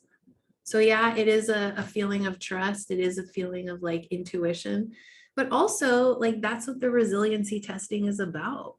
Like, I tested him at 35 minutes and his answer was still a little structured. It was like too rehearsed for me. So then when I tested him again at like 60 minutes, it was looser. And then when I tested again at 80 minutes, it was a lot looser. And then at the end, it was like, and that's what it is. It's just like pulling the thing apart until it has a lot of give to it. That's when I can release him into the wild and just trust that he'll do whatever he wants with it. Because you see, like when we tested it originally, the answers were still inside of a box. Even though they were better answers, even though it was like, yeah, I could do it. I could put the picture up of my kids. Like, okay, but those are still like answers you get out of a self-help book, you know? Like that's not as resilient as I wanted. I want resilient, like I'm the master of my fate and I'm going to find joy wherever I'm going to find it and fuck y'all and whatever. Like that's the kind of resiliency I'm looking for. And I'll take it as far as I need to until that happens. Or if it doesn't happen, I assume that it's for some reason and maybe it'll be the next time. But I'm not looking for like the solution. I'm looking for like depth of character. I'm looking for his soul to feel exercised. And by the way, partly you can tell because yours is. Like after 40 minutes, I still felt like, no, I have a lot more mileage here. And so if I do, then he must. Because I came to it with more equipment than he did. So there's going to have to be something else. And then you just ask, I mean, how many times did I say, well, how's the problem? How are the ants? I mean, if you put those two questions together, check on the fire ants and check on the problem, it was probably 10 times in the whole conversation. So I did test it formally quite a bit.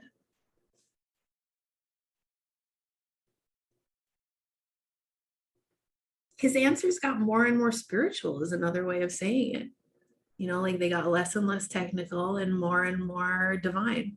Okay, well, that's hypnosis. Like that's how I know that we went there. And I want to know that we're there because that's what will take him the rest of the way when I'm not sitting here. Like I have to trust that the trance is itself its thing. It has nothing to do with me. So he needs to really go far with it. And also more laughter, you know, like after 35 minutes, he didn't laugh that much, but between minutes 60 and 90, he laughed quite a bit. That's another way that I know, like, okay, we're getting there. And it's not that easy to make Jim laugh.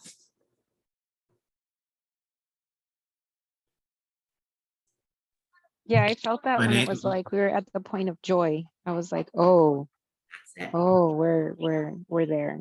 Yeah. And that's fractionation, okay? Like that's exactly the point. When your mind is fractionated enough, you'll get to joy no matter what the topic is. Jim, what were you gonna say? I just blame it on my last name. The pun monster, Jim Grimm. Does anyone have questions on anything else? Or on anything beyond today? Anyone having any problems they need help with in practice? Jim, how do you feel right now? Yeah.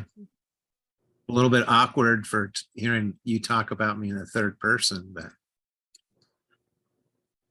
I'm still here. It was for educational purposes. Oh, okay. All right. I'm going to do one of these a month, and I'm going to try to diversify the people that I have as volunteers so that you can see various versions because they're all so different. So just keep coming. It's a free masterclass. It goes with your subscriptions to my products.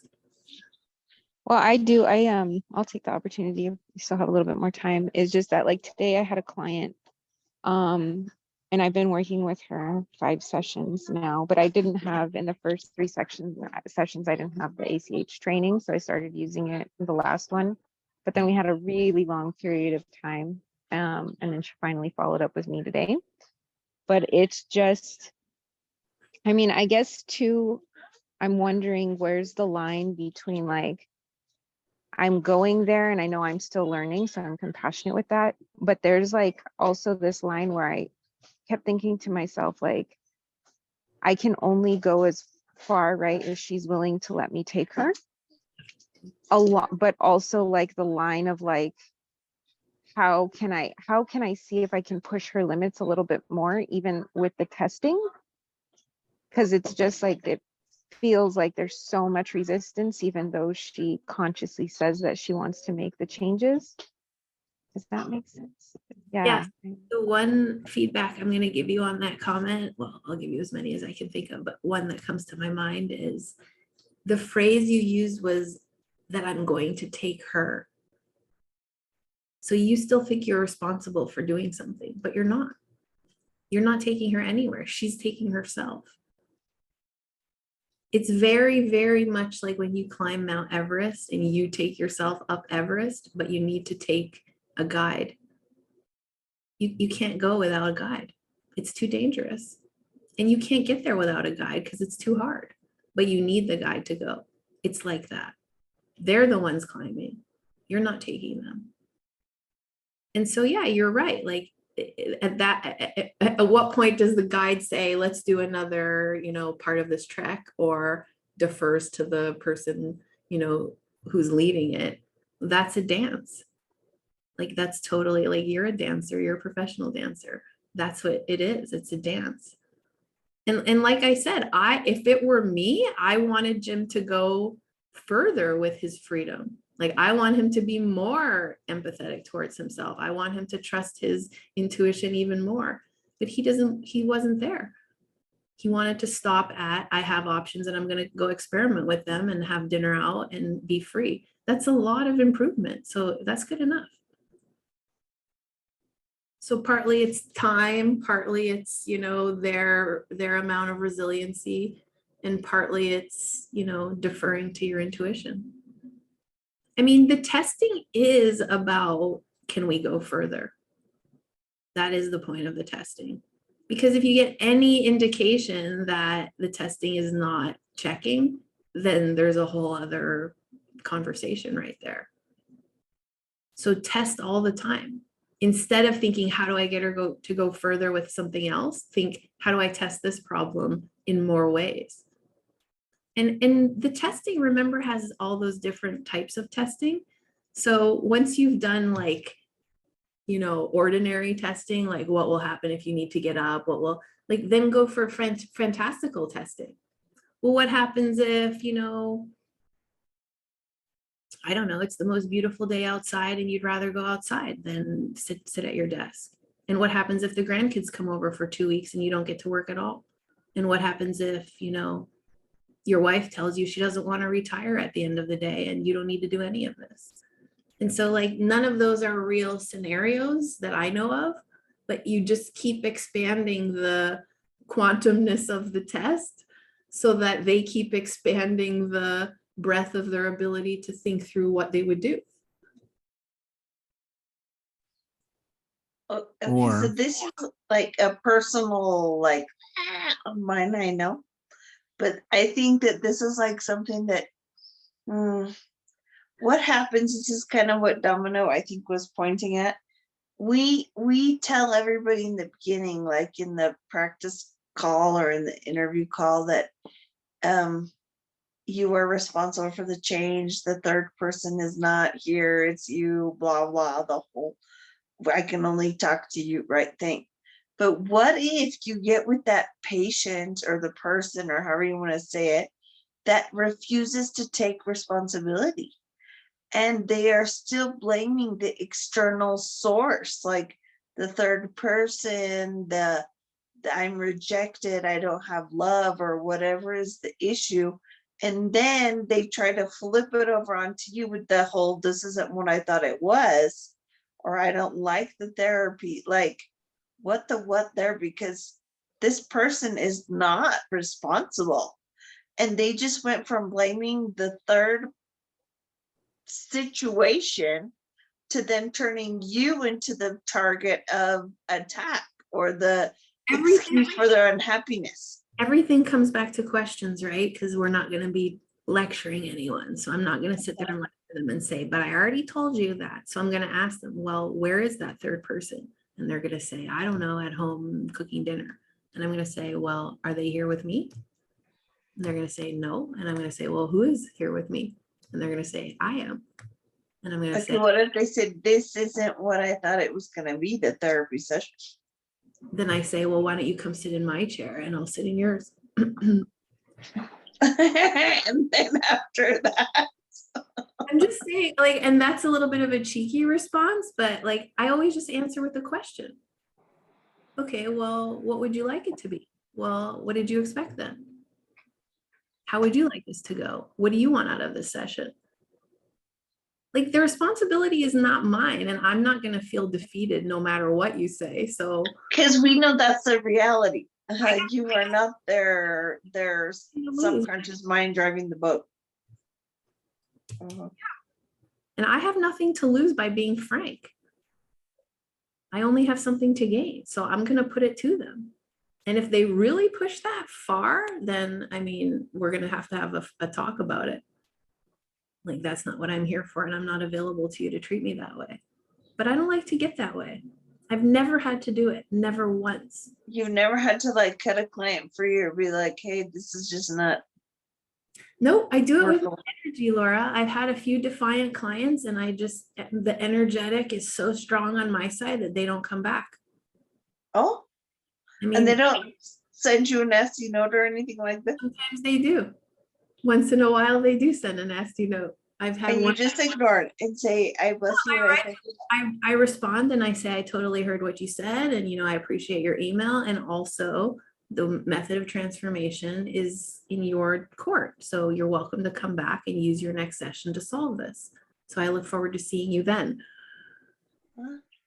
I'm not going to apologize and I'm not going to give a refund. Like, I know what I'm doing. You don't want to do the method that I already explained to you for free in an hour call, then that's your problem. Yeah, because some people are just trapped in feeling like a victim forever and they want somebody to always blame. I gotta tell you though, Laura, that is something you could work on in yourself, is like, maybe that's not true. Maybe there isn't some people who are trapped in a victim mentality. Maybe they just can't think outside of it. And so like, maybe if we don't assume that people are gonna not find resources, then they will. Like, I don't want to assume that, oh, it's this person is unable to do it or unwilling. Like, maybe they just don't know how.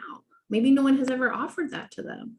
Maybe they've been so ingrained into their victim mentality that they don't know there's an alternative. Well, that's my job, is to help them with that. I'll just give you a quick example before I end the call today, which will help you, I hope. So I had a 72-year-old lady last week. She started 2 weeks ago. And she was very defiant. She was like the most square person you could imagine, like not like me at all. Like, I'm not square, right? But she was like a puzzle doer. She was a lifelong librarian. She was like very structured person. And I was thinking, like, is this going to work for her? Like, maybe I can't stretch that far. So she gets to the end of the session and she's like, that wasn't what I expected at all. Like, that's not going to work for me. And I said, so I did my usual spiel of like, well, what did you expect? And what do you want? And, whatever. And so 2-3 weeks goes by, she comes back for her second session. I mean, I don't know if you saw it, but I posted her review in the group and it's her saying, I did all the things.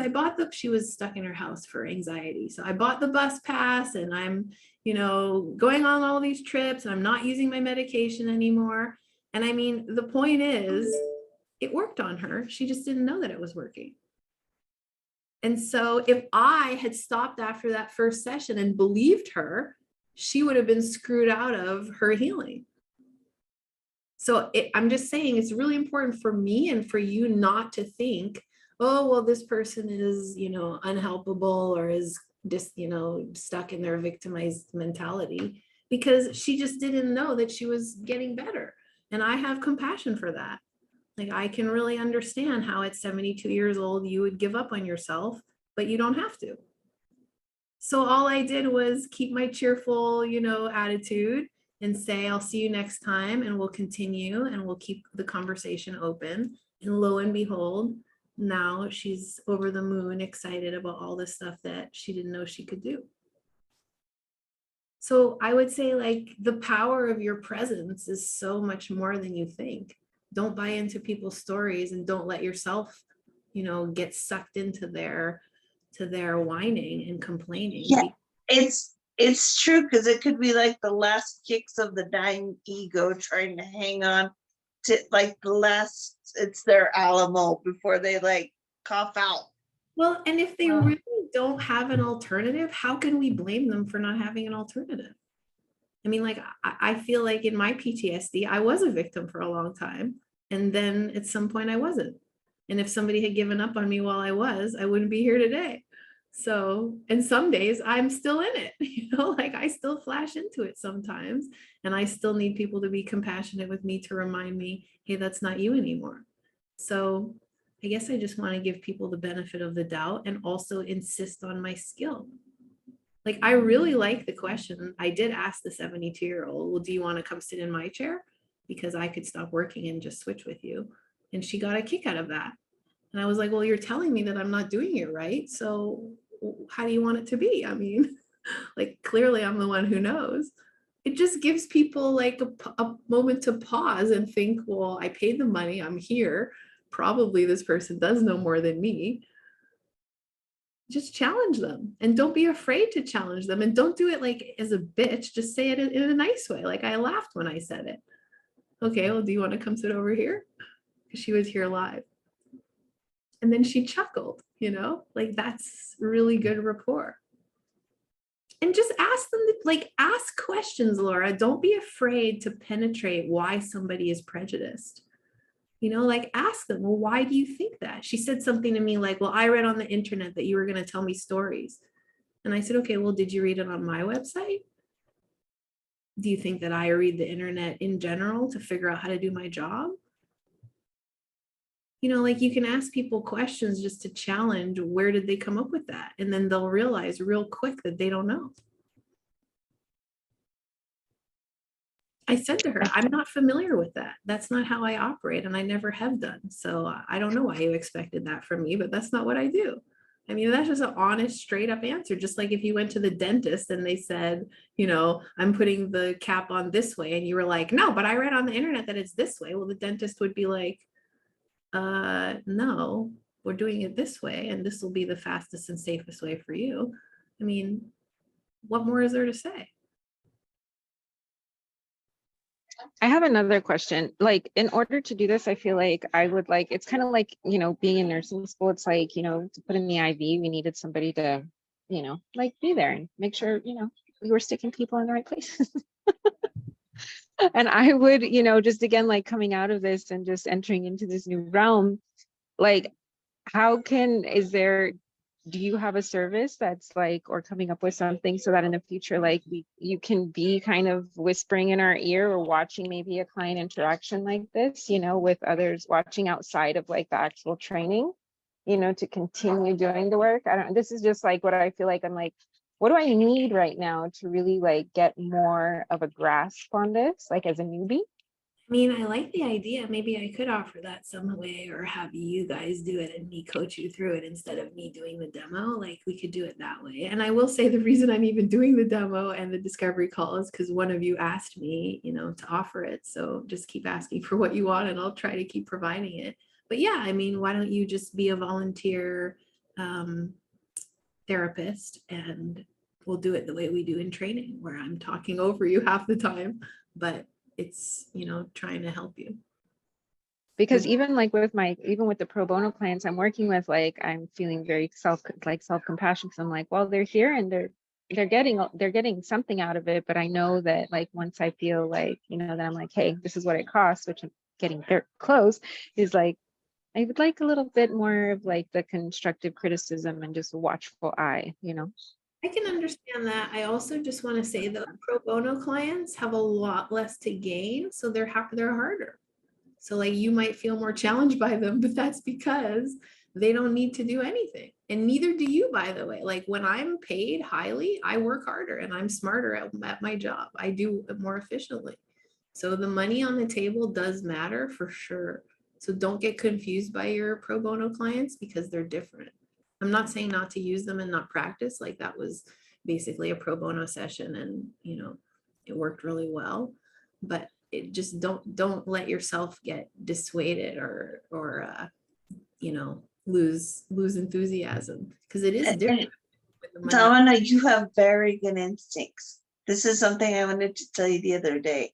You have very good instincts, and your questions, like you do very well, that whole mirroring thing.